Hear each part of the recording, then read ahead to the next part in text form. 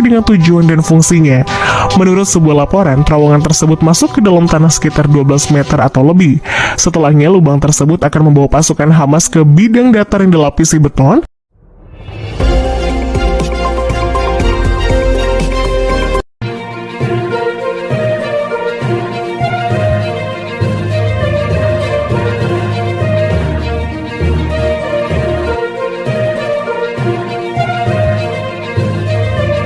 Terowongan anchor Hamas. Konflik abadi yang terjadi antara Palestina dan Israel sering memunculkan berbagai perang berdarah antara kedua belah pihak. Pihak Palestina yang didukung oleh pasukan Hamas mempunyai cara lain untuk melawan pasukan Israel. Sadar karena telah kalah dari segi persenjataan, pasukan Hamas menggunakan strategi berupa terowongan. Melalui taktik ini, mereka bisa menyerang pasukan Israel secara efektif dan tidak mudah dihancurkan lewat serangan udara. Strategi terowongan yang dibangun oleh pasukan Hamas memang benar-benar sesuai dengan tujuan dan fungsinya. Menurut sebuah laporan, terowongan tersebut masuk ke dalam tanah sekitar 12 meter atau lebih. Setelahnya, lubang tersebut akan membawa pasukan Hamas ke bidang datar yang dilapisi beton dan dilengkapi dengan kabel listrik.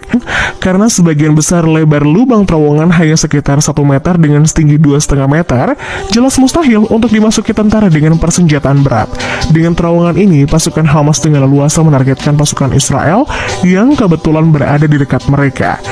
Menurut seorang analis pertahanan Israel yang mengkhususkan diri dalam perang bawah tanah, Hamas membangun setidaknya beberapa terowongan yang memiliki 3 fungsi berbeda.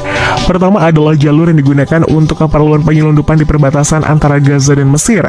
Kedua, merupakan terowongan pertahanan yang mengakomodasi pusat komando dan gudang senjata. Terowongan ketiga yang merupakan jalur ofensif, digunakan oleh pasukan Hamas untuk melancarkan serangan di wilayah perbatasan Palestina dan Israel. Begitu masifnya terowongan yang dibuat, para pejabat kemiliteran Israel pun terkejut dengan serangan yang dilancarkan.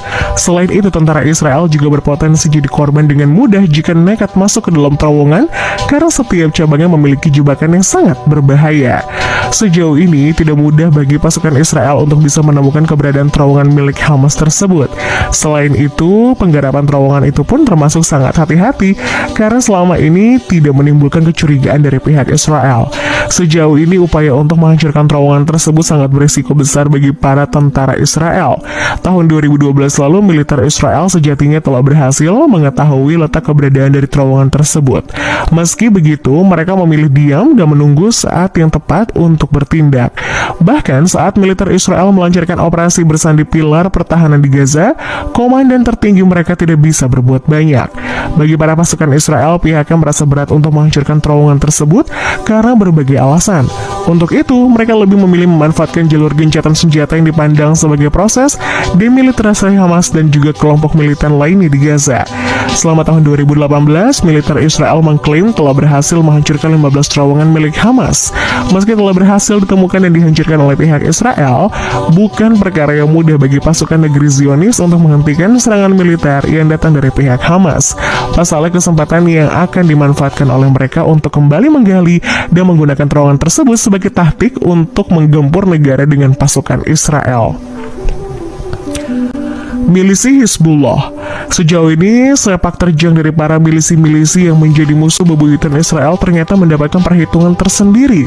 Tidak jarang keberadaan mereka yang kerap meneror pasukan Zionis itu memunculkan kekhawatiran tersendiri. Salah satunya adalah seorang pria yang dijuluki sebagai Laskar Hizbullah.